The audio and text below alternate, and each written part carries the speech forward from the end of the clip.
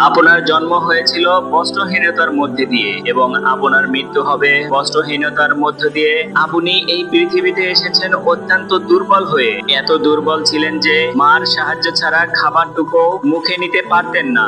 আপনি যখন এই পৃথিবী ছেড়ে চলে যাবেন তখনও আপনি অত্যন্ত দুর্বল ও অসহায় থাকবেন। তখন আপনার কাফনের কাপড়টুকু আপনি নিজে পরতে পারবেন না, আর একজন আপনাকে তো পরিয়ে দিবে। যখন আপনি এই পৃথিবীতে এসেছিলেন তখন আপনার অর্থ সম্পদ কিছুই ছিল না। যখন আপনি এই পৃথিবী ছেড়ে চলে যাবেন তখনও আপনার অর্থ সম্পদ কিছুই থাকবে না। আপনাকে প্রথম গোসল করাইছিল যেমন অন্য কেউ দিয়েছিল, তেমনি আপনার শেষ গোসলও অন্য কেউ দিবে। আপনি যেমন এই পৃথিবীতে একা এসেছিলেন ঠিক তেমনি ভাবে আপনাকে এই পৃথিবী থেকে চলে যেতে হবে। আপনার সঙ্গে আপনার প্রিয়জন কেউ যাবে না। এটাই জীবন। হ্যাঁ, এটাই তো জীবন। তাহলে কেন এত মারামারি, এত সংঘাত, এত হানাহানি, কেন এত বিদ্বেষ, কেন এত হিংসা, কেন এত বেঈমানি? তাই সকলের প্রতি দয়াশীল হন, সকলকে আপন করে নিন এই ক্ষণিকের যাত্রায়। জীবন খুব সংক্ষিপ্ত, সুতরাং জীবনকে মহৎ কাজে উৎসর্গ করুন।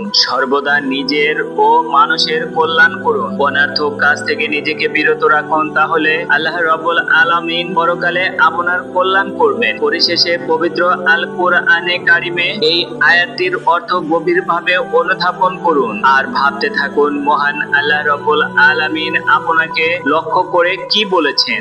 أموالكم ولا أولادكم عن ذكر الله ومن يفعل ذلك فأولئك هم الخاسرون وأنفقوا مما رزقناكم من قبل أن يأتي أحدكم الموت فيقول رب لولا أخرتني إلى أجل قريب فأصدق وأكن من الصالحين ولن يؤخر الله نفسا إذا جاء أجلها والله خبير بما تعملون।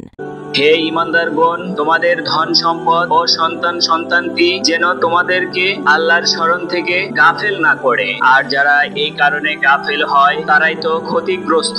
আমি তোমাদেরকে যে রিজিক দিয়েছি তা থেকে মৃত্যু আসা পূর্বেই ব্যয় করো, অন্যথায় সে বলবে হে আমার পালনকর্তা, আমাকে আরো কিছুকাল অবকাশ দিন, কেননা তাহলে আমি সদকা করতাম এবং সৎকর্মীদের অন্তর্ভুক্ত হতাম। প্রত্যেক ব্যক্তির নির্ধারিত সময় অর্থাৎ মৃত্যু যখন উপস্থিত হবে তখন আল্লাহ কাউকে সামান্যতম অবকাশ দিবেন না। তোমরা যাই করো না কেন আল্লাহ সব বিষয়ে খবর রাখেন। আসসালামু আলাইকুম ওয়া রাহমাতুল্লাহি ওয়া বারাকাতুহু। বন্ধুরা, ভিডিওটি ভালো লাগলে অবশ্যই সাবস্ক্রাইব করতে ভুলবেন না এবং আমাদের জীবনকে সুন্দর করে ইসলামের পথে চলার তৌফিক দান করুন। আমিন।